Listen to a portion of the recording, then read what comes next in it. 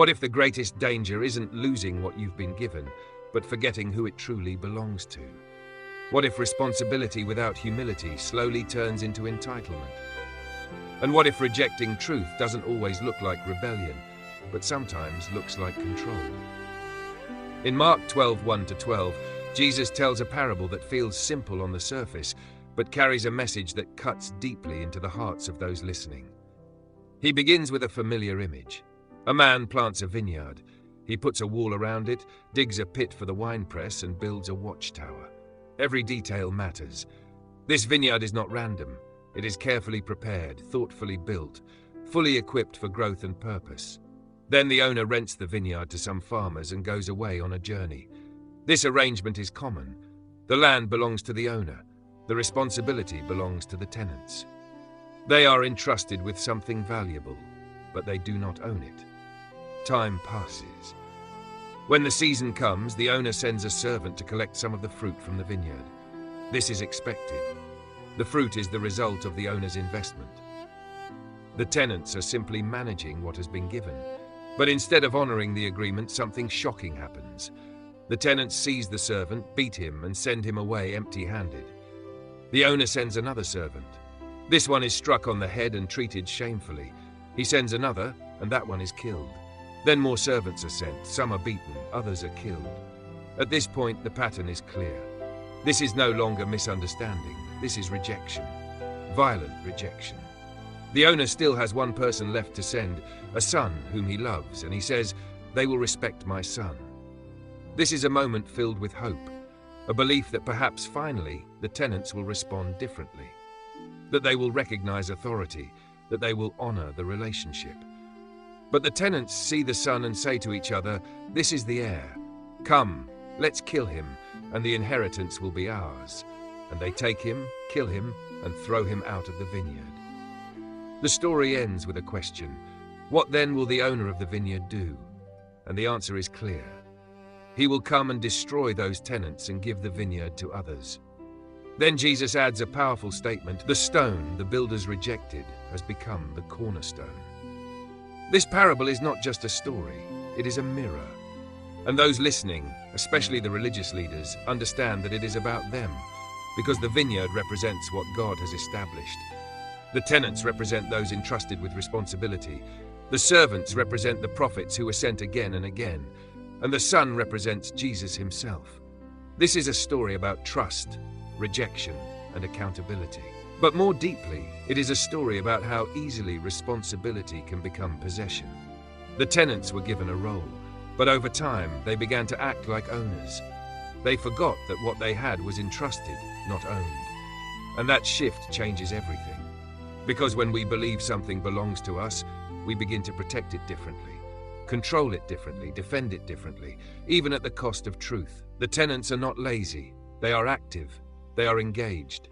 But their engagement is no longer aligned with the owner's purpose. It is driven by self-interest. And this is where the warning becomes clear.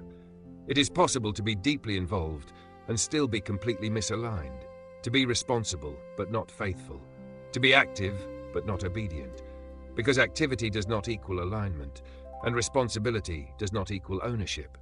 The owner sends servant after servant. This shows patience, consistency, opportunity after opportunity for correction. But each time, the response becomes more severe. This reflects something we often overlook. That rejection, when repeated, tends to grow stronger, harder, more resistant. What begins as hesitation can become resistance. And resistance, if not addressed, can become rejection. The tenants are not confused. They are deliberate. They know what they are doing, and they choose it anyway, because acknowledging the owner would require surrender, and surrender is what they are unwilling to give.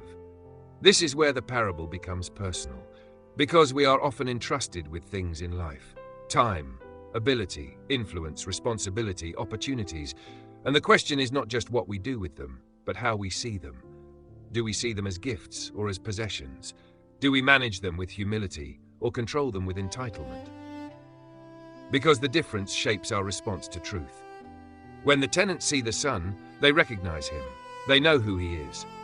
But instead of honoring him, they see him as a threat. Why? Because his presence exposes their position. His authority challenges their control, and rather than adjusting themselves, they try to eliminate the source of truth.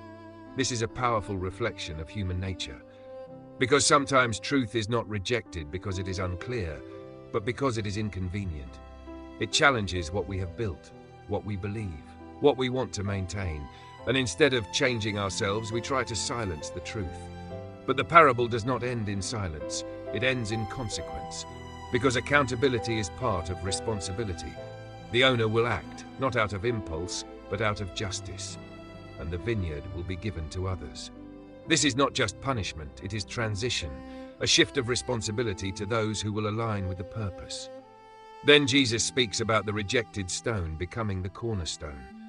This is a powerful image. A stone that was dismissed, ignored, considered unimportant, becomes the most essential part of the structure. This reveals something profound, that rejection does not determine value, and that what is overlooked can become foundational. Jesus is pointing to himself. The one they are rejecting will become central to everything, and this adds another layer to the message, because it shows that human judgment is not always aligned with truth. What we reject may be what we need most. What we overlook may be what holds everything together. And this invites us to reflect again. How do we respond to what challenges us?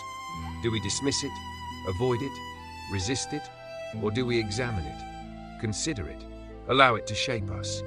Because growth often comes through what we initially resist. The leaders listening to this parable understand it. Mark tells us they look for a way to arrest Jesus, because they know he has spoken against them.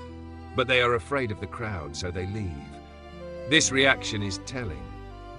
They understand the message, but they do not accept it. They recognize the truth, but they do not respond to it. And this is one of the most important insights in the passage, that understanding truth is not the same as accepting it, and accepting it is not the same as acting on it. There are levels: awareness, acceptance, transformation, and it is possible to stop at awareness, to know but not change, to see but not move. And that is where the danger lies, because truth that is not acted upon does not transform. It remains information, not transformation.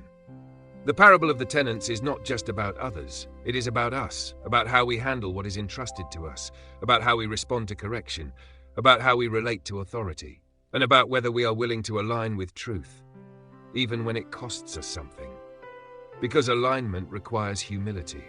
It requires recognition that we are not the owners, that what we have is given, that what we manage is entrusted, and that accountability is real.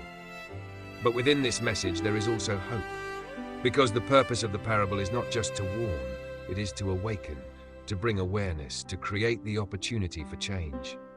Because as long as we are willing to see, we are also able to respond, to shift, to realign, to move from control to trust, from entitlement to humility, from resistance to openness, and that is where transformation begins. Not in perfection, but in willingness. Willingness to acknowledge, willingness to adjust, willingness to follow truth where it leads. Because in the end, what matters is not just what we are given, but how we respond to it, and whether we recognize the one to whom it truly belongs. Thank you for watching this video. If this message spoke to you, take a moment to like, follow the channel, and share this video with someone who may need a deeper perspective on responsibility, truth, and humility today.